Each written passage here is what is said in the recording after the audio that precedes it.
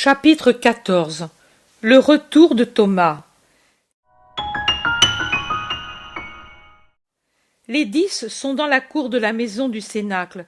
Ils parlent entre eux, puis ils prient. Ensuite, ils recommencent à parler.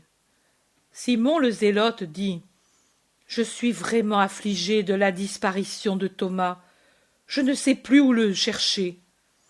Jean dit : Et moi non plus. Il n'est pas chez les parents, il n'a été vu par personne, pourvu qu'il ne l'ait pas pris. S'il en était ainsi, le maître n'aurait pas dit : Je dirai le reste quand l'absent sera là.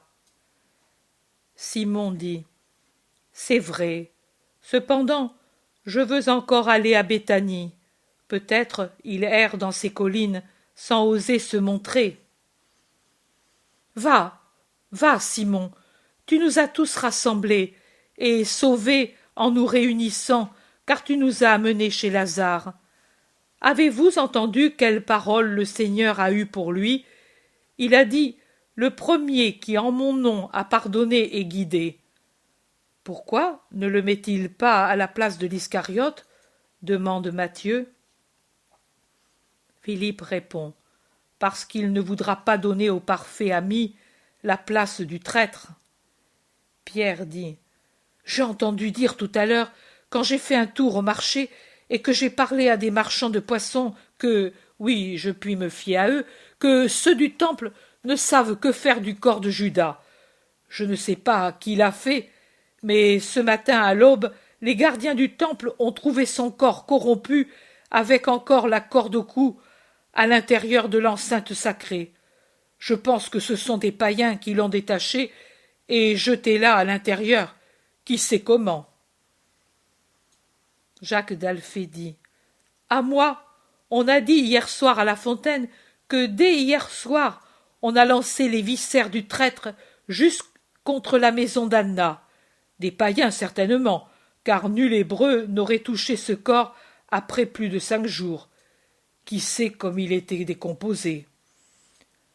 Oh, une horreur! Depuis le sabbat. Jean pâlit à ce souvenir. Mais comment a-t-il fini dans cet endroit? C'était à lui? Barthélemy dit : Et qui a jamais su quelque chose d'exact de Judas de Kériote? Rappelez-vous comme il était fermé, compliqué. Simon répond : Tu peux dire menteur, Barthélemy. Jamais il n'était sincère. Pendant les 3 ans qu'il a été avec nous, nous qui avions tout en commun, nous étions devant lui comme devant le mur élevé d'une forteresse. Jude d'Alphée s'écrie : D'une forteresse ? Oh, Simon ! Dis plutôt d'un labyrinthe. Jean dit : Oh, écoutez, ne parlons pas de lui. Il me semble qu'on va l'évoquer et qu'il doit venir nous troubler. Je voudrais effacer son souvenir de moi et de tous les cœurs, qu'ils soient hébreux ou gentils. Hébreux pour ne pas rougir d'avoir, de notre race, enfanté ce monstre, gentils pour que parmi eux il n'y ait pas quelqu'un qui puisse dire un jour : ce fut quelqu'un d'Israël qui le trahit. Je ne suis qu'un garçon, et je ne devrais pas parler le premier devant vous. Je suis le dernier, et toi, Pierre, tu es le premier, et ici il y a le Zélote et Barthélemy qui sont instruits, et il y a les frères du Seigneur. Mais voilà, je voudrais mettre vite à la 12e place quelqu'un qui soit saint, car tant que je verrai cette place vide dans notre groupe, je verrai la bouche de l'enfer avec ses puanteurs parmi nous, et j'ai peur que cela nous dévoie. Mais non, Jean, tu es resté impressionné par l'horreur de son crime et de son corps pendu. Non, non, la mère aussi a dit : J'ai vu Satan en voyant Judas de Kériote. Oh, hâtons-nous de chercher un saint pour mettre à cette place. Écoute, moi, je ne choisis personne. Si lui, qui était Dieu, a choisi un Iscariote, que choisira donc le pauvre Pierre? Et pourtant, tu devras bien. Non, mon cher, moi je ne choisis rien. Je le demanderai au Seigneur. Assez de péchés faits par Pierre. Jacques d'Alphée dit: il y a tant de choses que nous devons demander. L'autre soir, nous sommes restés comme hébétés, mais nous devons nous faire apprendre, car comment ferons-nous pour comprendre si une chose est vraiment un péché ou si elle ne l'est pas? Vois comme le Seigneur parle des païens d'une façon différente de la nôtre. Vois comme il excuse plutôt une lâcheté et un reniement que le doute sur la possibilité de son pardon. Oh, moi, j'ai peur de mal faire, dit-il découragé. Vraiment, il nous a tant parlé, et pourtant il me semble ne rien savoir. Je suis hébété depuis une semaine, avoue découragé l'autre Jacques. Moi aussi, et moi de même. Ils sont tous dans les mêmes conditions et se regardent l'un l'autre avec étonnement. Ils recourent à ce qui est désormais leur dernière solution. Nous irons trouver Lazare, disent-ils. Peut-être que là, nous trouverons le Seigneur et Lazare nous aidera. On frappe à la porte. Ils se taisent tous pour écouter et ils poussent un « Oh !» de stupeur en voyant entrer dans le vestibule Élie avec Thomas, un Thomas si hagard qu'il semble que ce ne soit plus lui. Ses compagnons se pressent autour de lui en criant leur joie. « Tu sais qu'il est ressuscité et qu'il est venu, et il t'attend pour revenir. » Oui, Élie aussi me l'a dit, mais je n'y crois pas. Je crois ce que je vois, et je vois que pour nous, c'est fini. Je vois que nous sommes tous dispersés. Je vois qu'il n'y a même plus un tombeau où le pleurer. Je vois que le Sanhédrin veut se débarrasser à la fois du complice dont il décrète l'inhumation comme si c'était un animal souillé au pied de l'olivier où il s'est pendu, et des fidèles du Nazaréen. J'ai été arrêté le vendredi aux portes, et ils m'ont dit « Toi aussi, tu étais l'un des siens ?» Il est mort désormais. Retourne battre l'or. Et je me suis enfui. Mais où? Nous t'avons cherché partout. Où? Je suis allé vers la maison de ma sœur à Rama, puis je n'ai pas osé entrer car pour qu'une femme ne m'adresse pas de reproches. Alors j'ai erré à travers les montagnes de Judée, et hier j'ai fini à Bethléem, dans sa grotte. Combien j'ai pleuré! J'ai dormi dans les décombres, et c'est là que m'a trouvé Élie quand il est venu. Je ne sais pourquoi. Élie dit « Pourquoi? Mais parce qu'aux heures de joie ou de douleur trop grandes, on va où on sent Dieu davantage. Moi, bien des fois, ces années-ci, je suis allé là, de nuit, comme un voleur, pour me sentir caresser l'âme par le souvenir de son vagissement. Et puis, je m'échappais, dès le lever du soleil, pour ne pas être lapidé. Mais j'étais déjà consolé. Maintenant, j'y suis allé pour dire à cet endroit « Je suis heureux » et pour en prendre ce que je puis. Nous en avons décidé ainsi. Nous voulons prêcher sa foi, mais nous en recevrons la force d'un morceau de ce mur, d'une poignée de cette terre, d'une écharde de ces poteaux. Nous ne sommes pas assez saints pour oser prendre la terre du calvaire. Tu as raison, Élie, nous devrions le faire nous aussi, et nous le ferons. Mais Thomas dormait et pleurait. Je lui ai dit « Éveille-toi et ne pleure plus, il est ressuscité. » Il ne voulait pas me croire, mais j'ai tellement insisté que je l'ai persuadé. Le voici. Maintenant il est parmi vous, et je me retire. Je rejoins les compagnons qui vont en Galilée. La paix à vous. Élie s'en va. Thomas, il est ressuscité. C'est moi qui te le dis. Il a été avec nous, il a mangé, il a parlé, il nous a bénis, il nous a pardonné, il nous a donné le pouvoir de pardonner. Oh, pourquoi n'es-tu pas venu plus tôt? Thomas ne sort pas de son abattement. Il hoche la tête, têtu. Je ne crois pas. Vous avez vu un fantôme. Vous êtes tous fous. Les femmes, pour commencer. Un homme mort ne se ressuscite pas. Un homme, non, mais lui est Dieu. Ne le crois-tu pas? Si, je crois qu'il est Dieu, mais précisément parce que je le crois, je dis que, si bon qu'il puisse être, il ne peut l'être au point de venir parmi ceux qui l'ont si peu aimé, et je dis que, si humble qu'il soit, il doit en avoir assez de s'humilier dans notre carne. Non, il doit être, il l'est certainement, triomphant au ciel, et peut-être il apparaîtra comme esprit. Je dis peut-être. Nous ne méritons même pas cela. Mais ressusciter en chair et en os, non. Non, je ne le crois pas. Mais si, nous l'avons baisé, vu manger, entendu sa voix, senti sa main, vu ses blessures. Rien, je ne crois pas. Je ne puis croire. Pour croire, je devrais voir. Si je ne vois pas dans ses mains le trou des clous, et si je n'y mets pas le doigt, si je ne touche pas les blessures de ses pieds, et si je ne mets pas ma main où la lance a ouvert son côté, moi, je ne crois pas.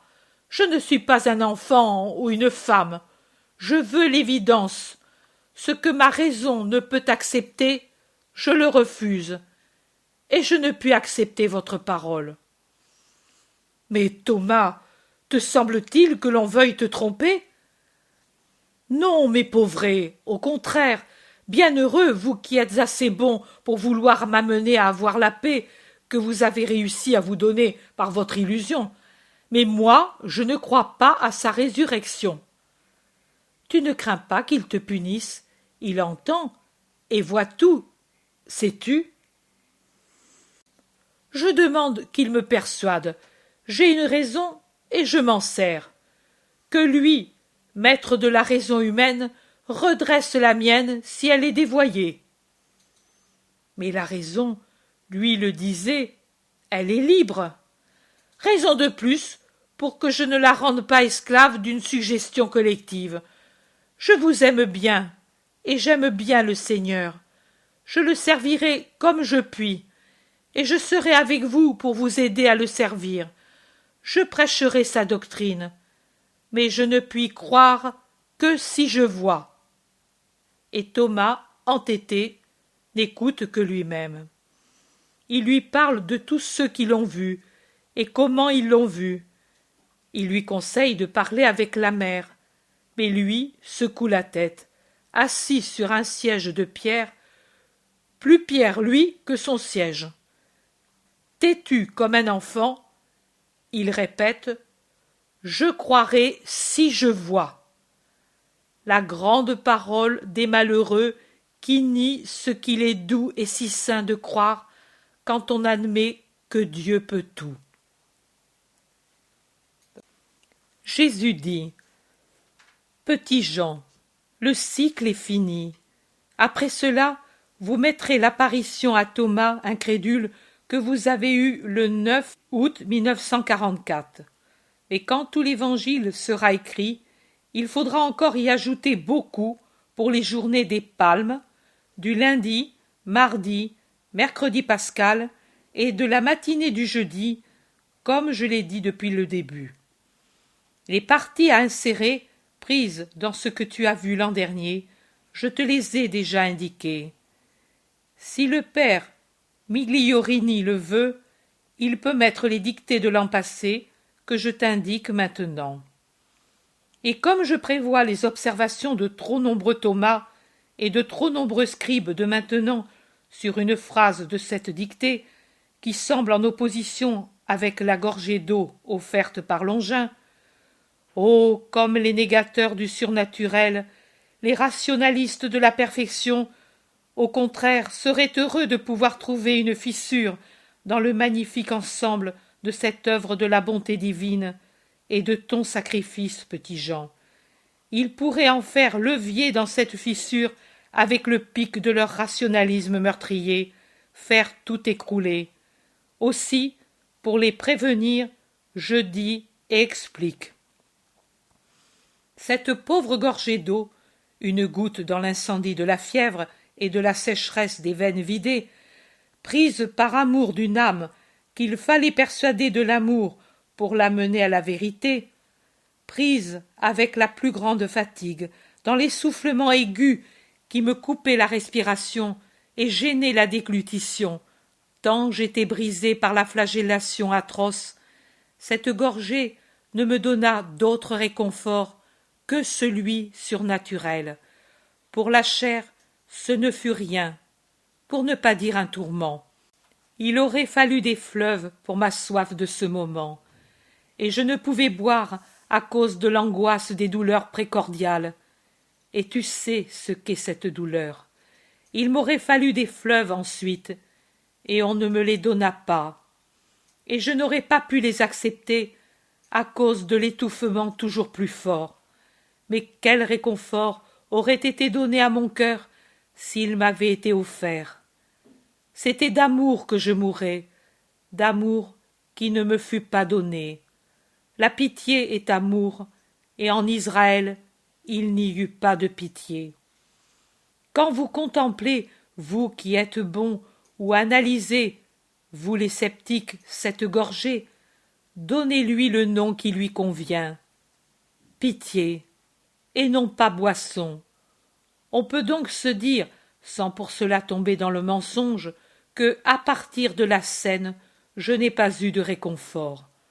Dans tout le peuple qui m'entourait, il n'y en eut pas un pour me donner du réconfort, attendu que je ne voulus pas prendre le vin drogué. J'ai eu du vinaigre et des mépris. J'ai eu la trahison et les coups. Voilà ce que j'ai eu. Rien de plus. Tu as dit, pourquoi l'an dernier n'ai-je pas vu ce geste de Longin? Parce que tu étais terrorisé par la vision que tu avais subie de mes tortures, parce que tu n'arrivais pas encore à décrire et à voir. J'ai brûlé les étapes pour te donner un réconfort en vue de ta passion imminente. Mais tu vois que j'ai dû te reprendre avec moi pour te faire remonter toute ma torture avec une plus grande perfection et une plus grande paix. Est-elle parfaite? Oh non! La créature, même tenue dans mes bras et fondue avec moi, est toujours une créature, et elle aura toujours des réactions et des capacités de créature.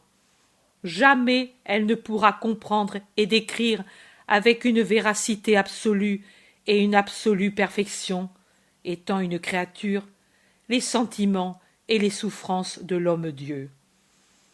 Et du reste, ils ne seraient pas compris par la plupart. Déjà, ceux-ci ne sont pas compris.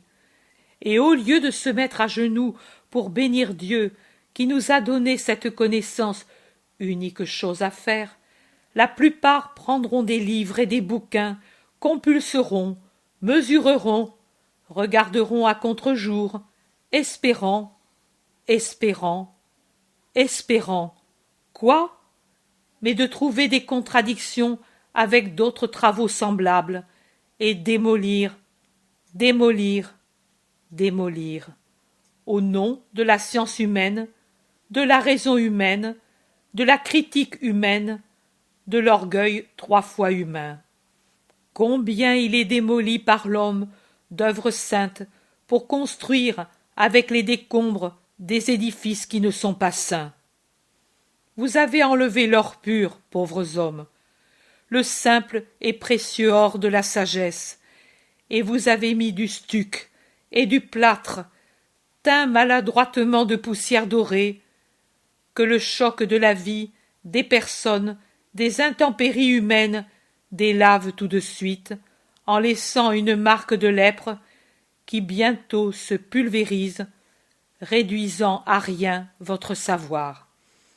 Ô pauvre Thomas, qui ne croyez qu'à ce que vous comprenez et que vous éprouvez, vous, en vous.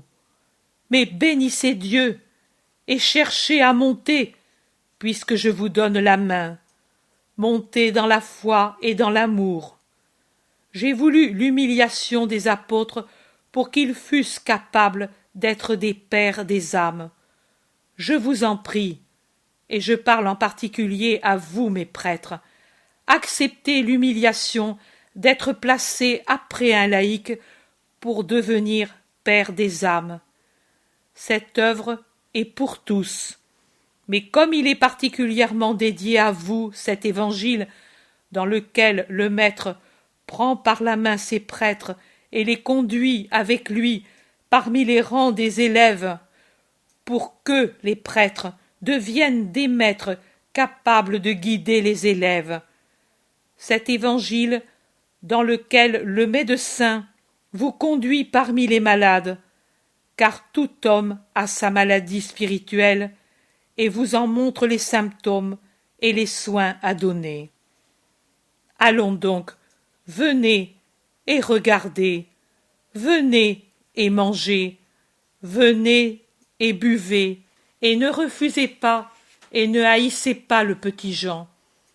Les bons parmi vous tireront de cette œuvre une joie sainte, les savants honnêtes une lumière, les distraits qui ne sont pas mauvais un plaisir, les mauvais un moyen pour épancher leur science mauvaise. Mais le petit Jean a eu seulement douleur et fatigue, à cause desquelles, maintenant, à la fin de l'œuvre, il est comme une créature languissante par la maladie. Eh bien, que dirais-je alors à mes amis qui sont les siens, Marie de Magdala et Jean, et Marthe et Lazare et Simon, aux anges qui l'ont veillé dans sa fatigue? Je dirai, le petit Jean, notre ami est languissant. Allons lui porter l'eau des fleuves éternels et lui dire, viens, petit Jean, contemple ton soleil et lève-toi, car beaucoup voudraient voir ce que tu vois, mais ce n'est qu'aux préférés qu'il est accordé de connaître avant le temps le Seigneur éternel et ses journées dans le monde. Viens, le Sauveur, avec ses amis, vient à ta demeure, en attendant que tu ailles avec lui et eux à sa demeure. Va en paix, je suis avec toi. Chapitre 15. Jésus apparaît aux apôtres avec Thomas. Jésus dit, viens, petit Jean, comme le petit Benjamin dont la vision t'a tellement plu, mets ta main dans la mienne pour que je te conduise à travers mes champs de grâce. Des grâces pour toi et pour les autres, des dons et des dons, car chaque chose que je te révèle ou te dis est un grand don.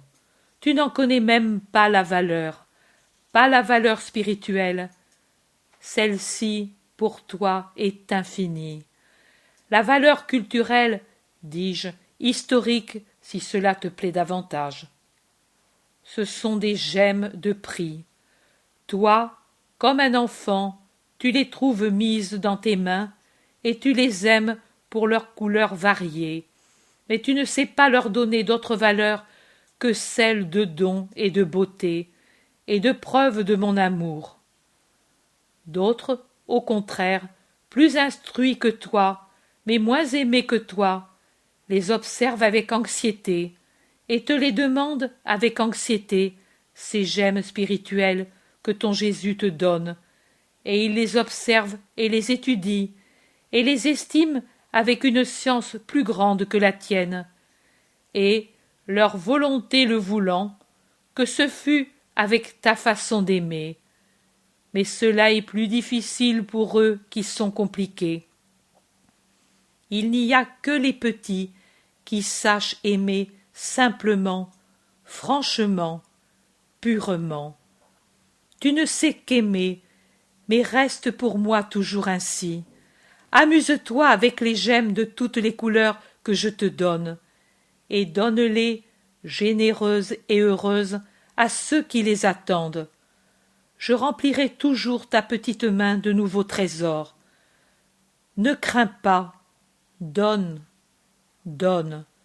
Ton roi a des coffres inépuisables pour la joie de ses petits. Et je vois ce qui suit. Les apôtres sont rassemblés au cénacle autour de la table où fut consommée la Pâque. Pourtant, par respect, la place du milieu, celle de Jésus, est restée vide. Les apôtres aussi, maintenant qu'il n'y a plus celui qui les groupe et les répartit selon sa propre volonté et par un choix inspiré par l'amour, se sont placés différemment. Pierre est encore à sa place, mais à la place de Jean, il y a maintenant Jude Thaddée. Puis vient Barthélemy, le plus âgé des apôtres. Puis Jacques, frère de Jean, presque au coin de la table, du côté droit pour moi qui regarde. Près de Jacques, mais sur le plus petit côté de la table, est assis Jean. Après Pierre, d'autre part, vient Matthieu, et après lui, Thomas, puis Philippe, puis André, puis Jacques, le frère de Jude Thaddée, et Simon le Zélote sur les autres côtés. Le plus long côté, en face de Pierre, est vide, car les apôtres sont sur des sièges plus rapprochés qu'ils ne l'étaient pour Pâques. Les fenêtres sont barrées, et les portes aussi. La lampe, allumée avec seulement 2 becs, répand une faible lumière seulement sur la table. Le reste de la vaste pièce est dans la pénombre. Jean, qui a derrière lui une crédence, a la charge de présenter à ses compagnons ce qu'ils désirent de leur nourriture frugale, composée de poissons, qui est sur la table, de pain, de miel et de petits fromages frais. C'est en se tournant de nouveau vers la table pour donner au frère le fromage qu'il a demandé que Jean voit le Seigneur. Jésus est apparu d'une manière très curieuse. Le mur, derrière les convives, tout d'une pièce, sauf le coin de la porte, s'est illuminé en son milieu à une hauteur d'environ 1 mètre du sol, d'une lumière faible et phosphorescente, comme est celle que produisent certaines gravures qui ne sont lumineuses que dans l'obscurité de la nuit. La lumière, haute d'environ 2 mètres, a une forme ovale comme une niche. Dans la clarté, comme si elle avançait de derrière les voiles d'un brouillard lumineux, se dégage, avec une netteté grandissante, Jésus. Je ne sais pas si j'arrive à bien m'expliquer. Il semble que son corps coule à travers l'épaisseur du mur. Il ne s'ouvre pas, il reste compact, mais le corps passe tout de même. La lumière paraît la première émanation de son corps, l'annonce de son approche. Le corps, tout d'abord, est formé de légères lignes de lumière, comme je vois au ciel le Père et les anges saints, immatériels. Puis, il se matérialise de plus en plus, en prenant en tout l'aspect d'un corps réel, celle de son divin corps glorifié. J'ai mis longtemps pour décrire, mais la chose est arrivée en quelques secondes. Jésus est vêtu de blanc, comme quand il ressuscita et apparut à sa mère, très beau, affectueux et souriant. Il a les bras le long du corps, un peu écartés, avec les mains vers la terre et les paumes tournées vers les apôtres. Les 2 plaies des mains paraissent 2 étoiles de diamant, d'où sortent 2 rayons très vifs. Je ne vois pas ses pieds, couverts par son vêtement, ni son côté, mais l'étoffe de son habit, qui n'est pas terrestre, laisse passer une lumière là où elle cache les divines blessures. Au début, il semble que Jésus ne soit qu'un corps de clarté lunaire, puis, quand il s'est concrétisé en apparaissant hors du halo de lumière, il a les couleurs naturelles de ses cheveux, de ses yeux, de sa peau. C'est Jésus, en somme, Jésus, homme-Dieu, mais devenu plus solennel maintenant qu'il est ressuscité. Jean le voit quand il est déjà ainsi. Aucun autre ne s'était aperçu de l'apparition.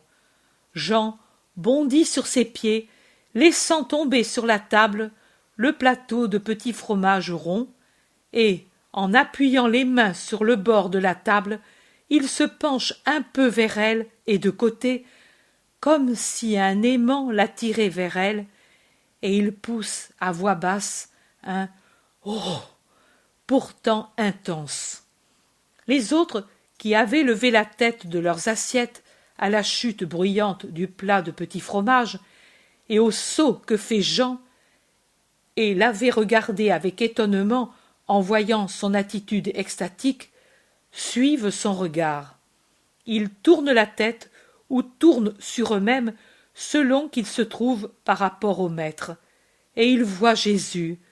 Ils se lèvent tous, émus et heureux, et courent vers lui. Accentuant son sourire, Jésus avance vers eux, marchant maintenant sur le sol comme tous les mortels. Jésus, qui d'abord ne fixait que Jean, et je crois que celui-ci s'est tourné, attiré par ce regard qui le caressait, les regarde tous, et il dit « Paix à vous !» Tous maintenant sont autour de lui, les uns à genoux à ses pieds, et parmi eux il y a Pierre et Jean, et même Jean baise un pan de son vêtement et le met sur son visage comme pour en être caressé. Les uns plus en arrière, debout, mais tous penchés dans une attitude respectueuse.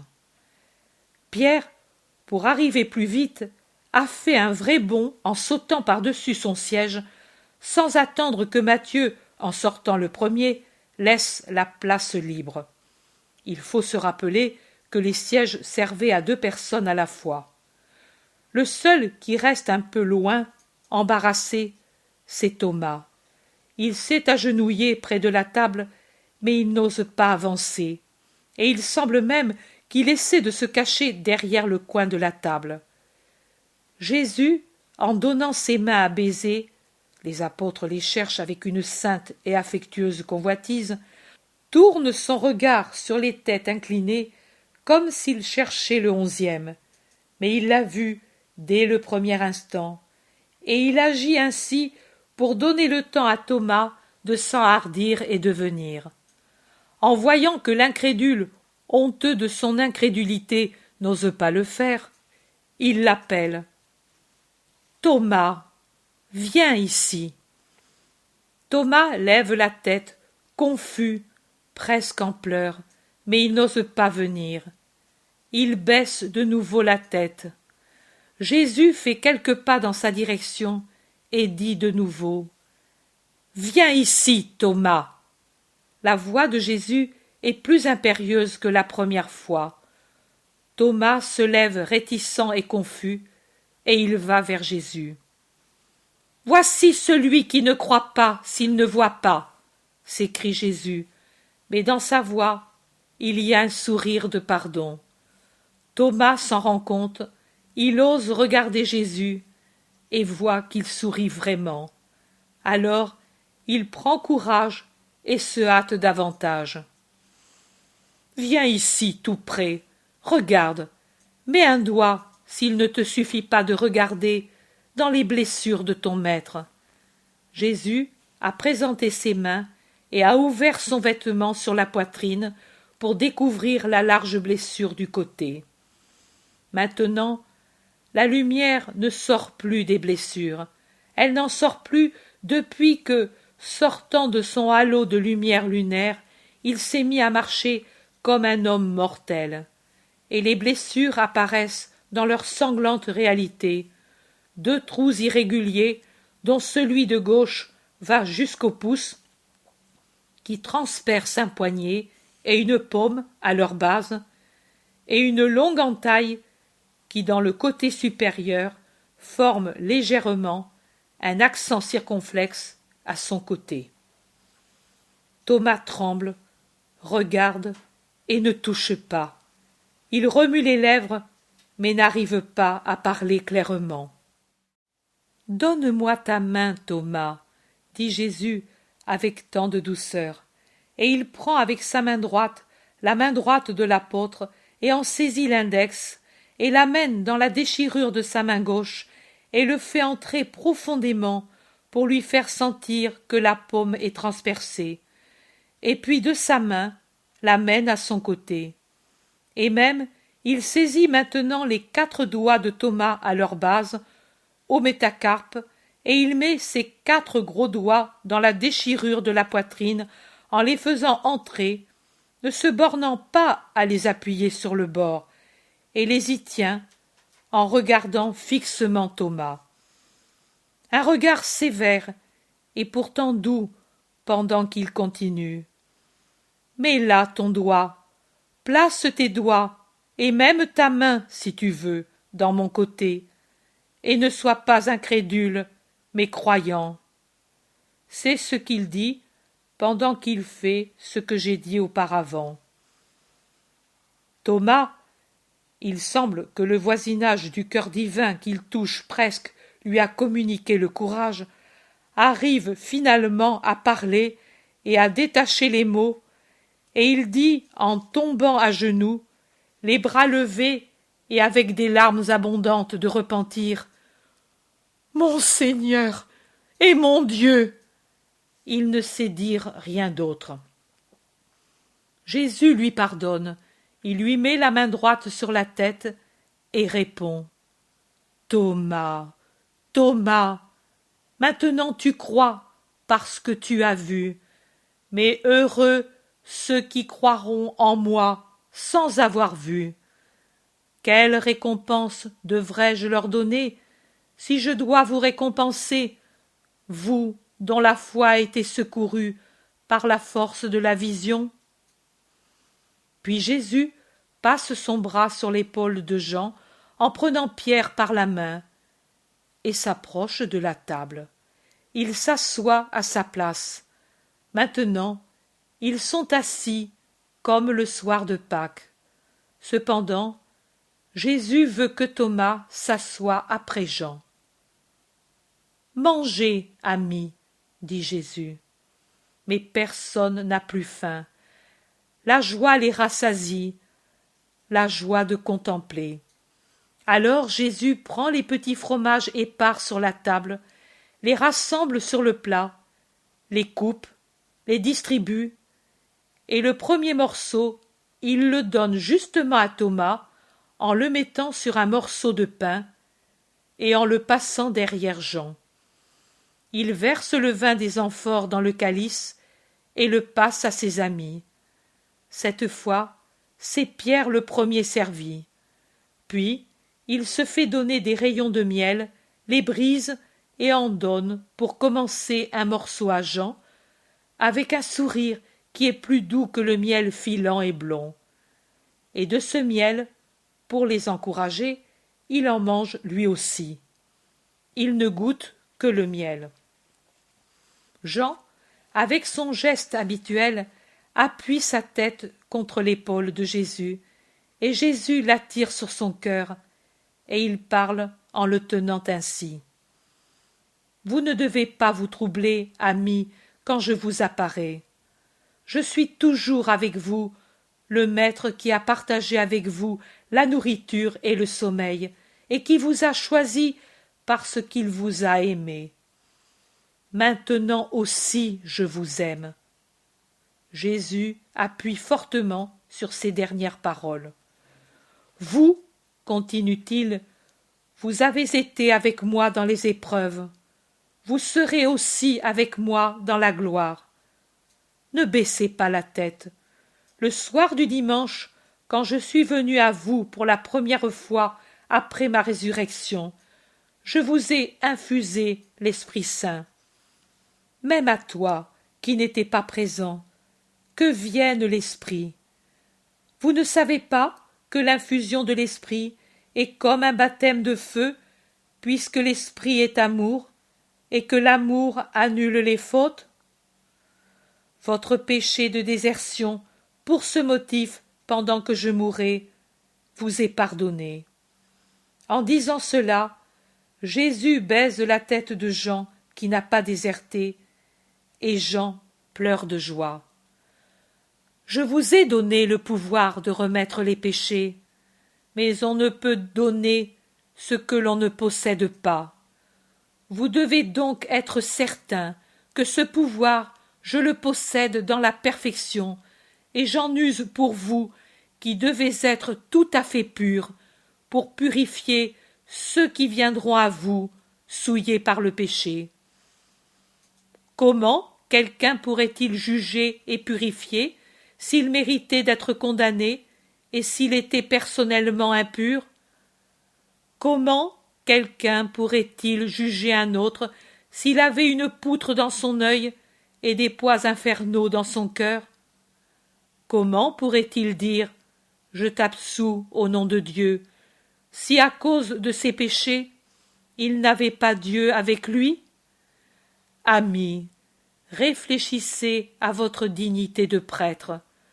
Auparavant, j'étais parmi les hommes pour juger et pardonner. Maintenant, je m'en vais au Père, je reviens à mon royaume.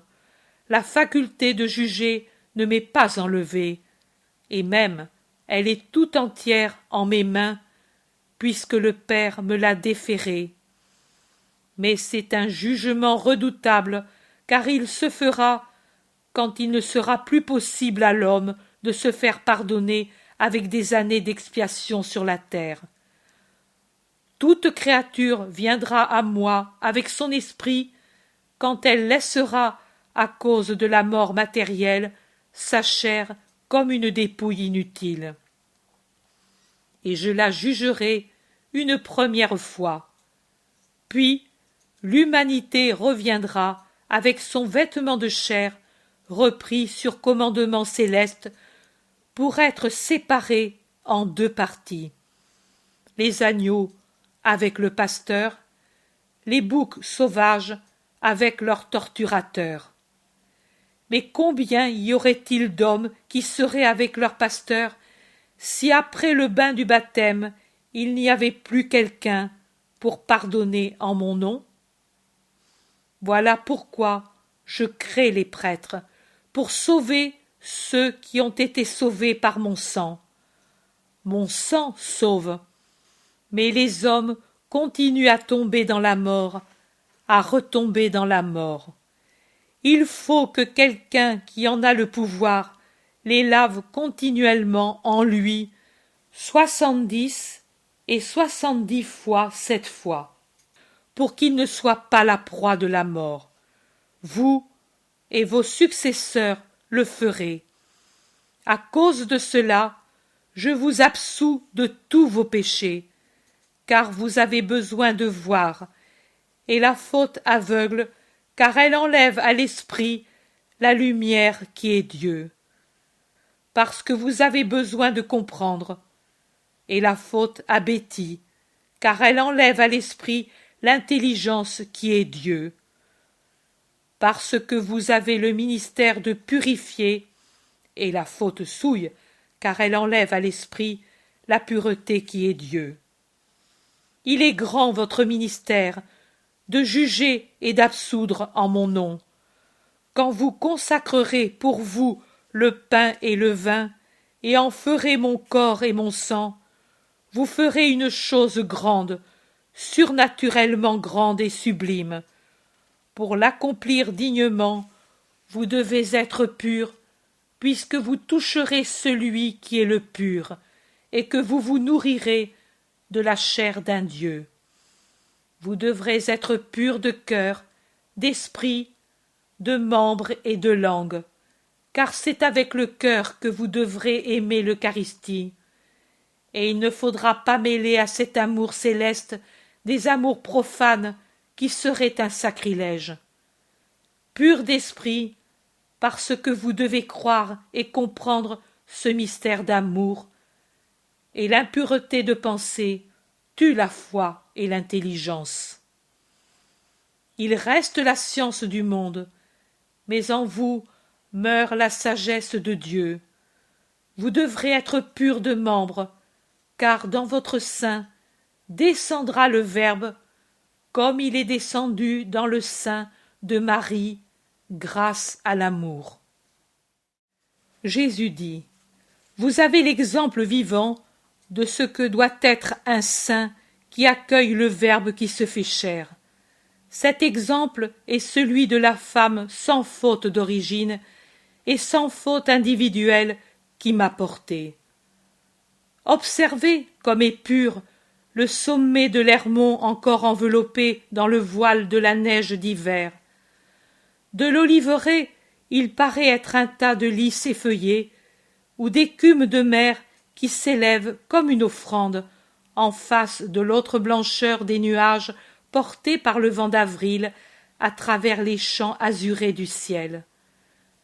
Observez un lys qui ouvre maintenant sa corolle à un sourire parfumé, et pourtant l'une et l'autre pureté sont moins vives que celle du sein qui m'a formé. La poussière apportée par les vents est tombée sur les neiges de la montagne et sur la soie de la fleur. L'œil humain ne l'aperçoit pas tant elle est légère, mais elle est là et elle corrompt la blancheur. Mieux encore, regardez la perle la plus pure que l'on a arrachée à la mer, au coquillage où elle est née pour orner le sceptre d'un roi. Elle est parfaite dans son irisation compacte qui ignore le contact profanateur de toute chair, s'étant formée comme elle l'est dans la cavité nacrée de l'huître, isolée dans le fluide saphir des profondeurs marines. Et pourtant, elle est moins pure que le sein qui m'a porté. À son centre se trouve un petit grain de sable, un corpuscule très menu, mais toujours terrestre. En elle, qui est la perle de la mer, il n'existe pas de grain de péché, ni de tendance au péché. C'est une perle née dans l'océan de la Trinité pour porter sur la terre la seconde personne. Elle est compacte autour de son point d'appui, qui n'est pas une semence de la concupiscence terrestre, mais une étincelle de l'amour éternel, une étincelle qui, trouvant en elle une correspondance, a engendré les tourbillons du divin météore, qui maintenant appelle et attire à lui les fils de Dieu. Moi, le Christ, étoile du matin, c'est cette pureté inviolée que je vous donne en exemple.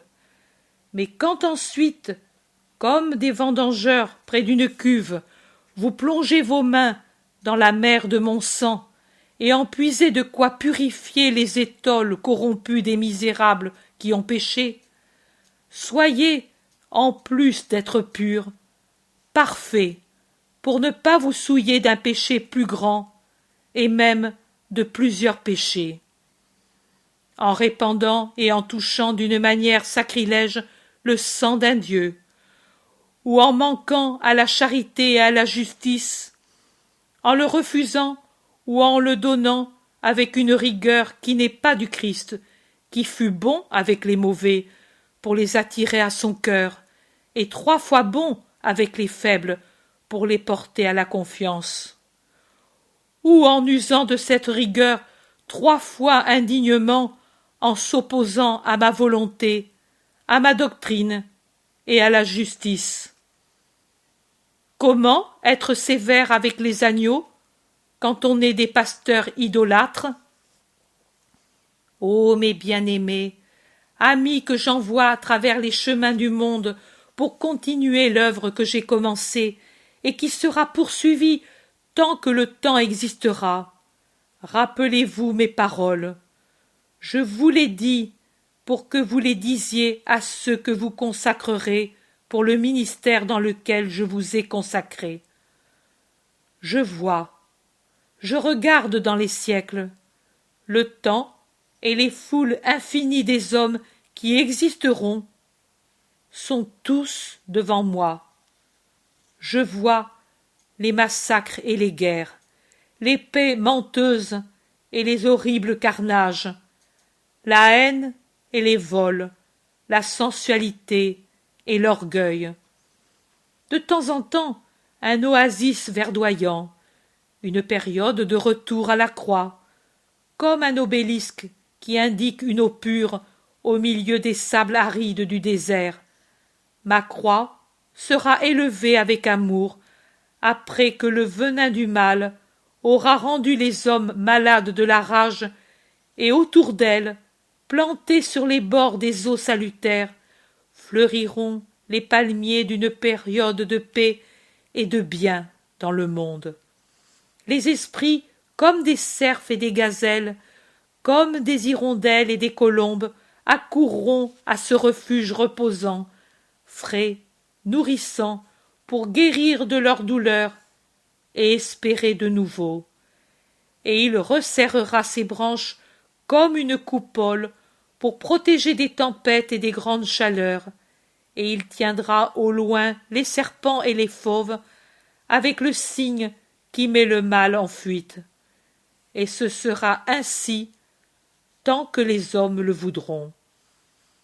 Je vois des hommes et encore des hommes, des femmes, des vieillards, des enfants, des guerriers, des étudiants, des docteurs, des paysans. Tous viennent et passent avec leur fardeau d'espérance et de douleur. Et j'en vois beaucoup qui vacillent, car il y a trop de douleur, et l'espérance a glissé la première du fardeau trop lourd, et s'est effritée sur le sol. Et j'en vois beaucoup qui tombent au bord du chemin, parce que d'autres plus forts les poussent, plus forts ou plus chanceux, à cause de leur fardeau qui est léger. Et j'en vois beaucoup qui, se sentant abandonnés par ceux qui passent, piétinés même, qui se sentant mourir, arrivent à haïr et à maudire. Pauvres fils, parmi tous ceux-là qui ont été frappés par la vie, qui passent ou tombent, mon amour a intentionnellement répandu les samaritains pleins de pitié, les bons médecins, les lumières dans la nuit, les voix dans le silence, pour que les faibles qui tombent trouvent une aide, revoient la lumière, entendent de nouveau la voix qui dit « Espère, tu n'es pas seul, sur toi il y a Dieu, avec toi il y a Jésus. » J'ai mis intentionnellement ces charités actives pour que mes pauvres fils ne meurent pas dans leur esprit en perdant la demeure paternelle, et continuent à croire en moi charité en voyant chez mes ministres mon reflet. Mais, ô douleur qui fait saigner la blessure de mon cœur comme quand elle fut ouverte sur le Golgotha, mais que voient mes yeux divins? Il n'y a peut-être pas de prêtre parmi les foules innombrables qui passent. C'est pour cela que saigne mon cœur. Les séminaires sont-ils vides? Mon divin appel ne résonne donc plus dans les cœurs? Le cœur de l'homme n'est-il plus capable de l'entendre? Non. Au cours des siècles, il y aura des séminaires, et dans ceux-ci des lévites. 2 sortiront des prêtres, car à l'heure de l'adolescence, mon appel aura résonné avec une voix céleste en de nombreux cœurs, et eux l'auront suivi. Mais d'autres voix seront venues ensuite avec la jeunesse et la maturité, et ma voix aura été dominée dans ces cœurs, ma voix qui parle au cours des siècles à ses ministres pour qu'eux soient toujours ce que vous êtes maintenant, les apôtres à l'école du Christ. Le vêtement est resté, mais le prêtre est mort. Chez un trop grand nombre, au cours des siècles, ce fait se produira. Ombres inutiles et sombres, ils ne seront pas un levier qui soulève, une corde qui tire, une source qui désaltère, un grain qui nourrit, un cœur qui est un oreiller, une lumière dans les ténèbres, une voix qui répète ce que le maître lui dit.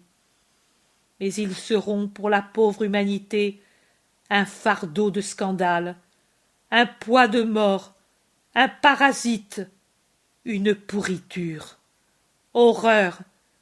Les plus grands Judas de l'avenir, je les aurai encore et toujours parmi mes prêtres.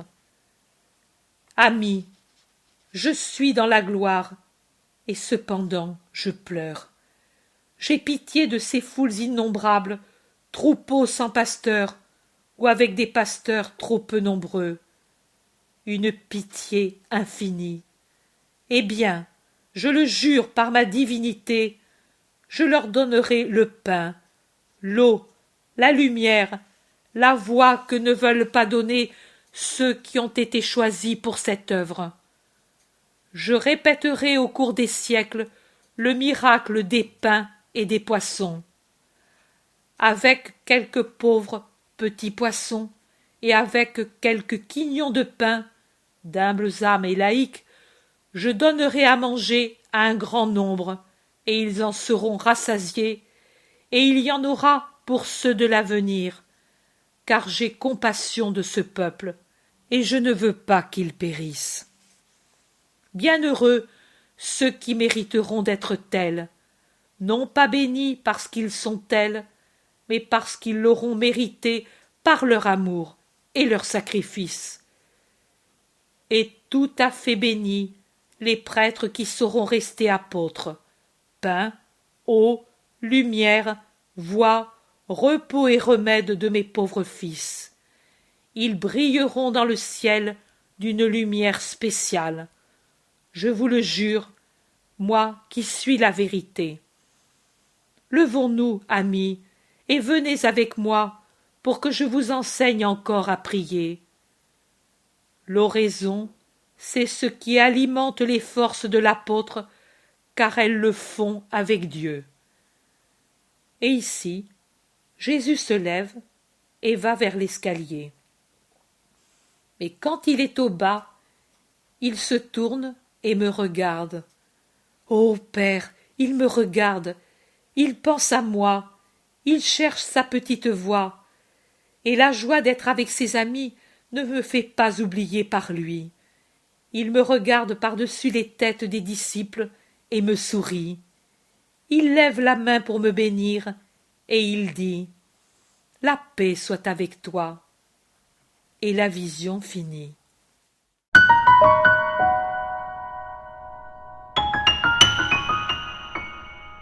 L'Évangile tel qu'il m'a été révélé est adapté pour tout public par les éditions Marie-Val Torta. En bande dessinée, Ictus, la vie de Jésus. Découvre la vie de Jésus pour les 4-7 ans. La vie de Jésus pour les 8-12 ans. L'Évangile tel qu'il m'a été révélé simplifié pour les 13 ans et plus. Et aussi en audio sur clé USB. Disponible en librairie ou directement aux éditions Marie-Val Torta sur asonimage.fr.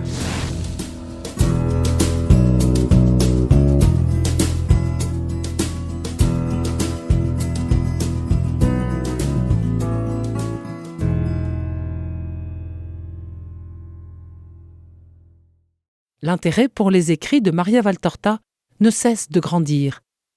Et les fruits récoltés, vocation, conversion, sont immenses. Visionnaire de la vie du Christ, de la conception de Marie jusqu'au début de l'Église, sa description des personnages, de leur psychologie, la précision des lieux où ils évoluent, des coutumes et mœurs de l'époque, est proprement sidérante et à ce jour inégalée.